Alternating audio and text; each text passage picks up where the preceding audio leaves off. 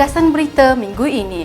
Temui saya, Nurain Syuhada dan saya, Nukaisara Fazana, pada setiap hari Jumaat di Dagang TV untuk kupasan berita menarik pada minggu ini.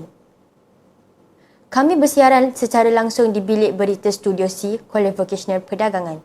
Antara berita menarik pada minggu ini, Road to Final Bengkel Teknik menjawab penilaian akhir SPM semester 4 tahun 2025.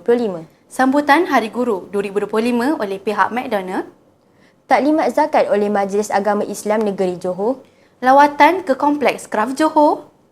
Program Road to Diploma bagi pelajar SPM semester 4.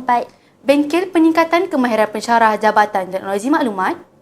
Majlis penyampaian anugerah kurikulum dan Majlis Laut Budi 1000 Memori Dr. Khairun Nisa. Program ceramah dan penyerahan daging korban madani. Dan program rentak bahasa 2025 anjuran panitia Bahasa Melayu Kolej Vocational Perdagangan. Jangan lupa layari channel YouTube Dagang TV dan jumpa anda di sana. Pastikan Dagang TV melekat di hati anda.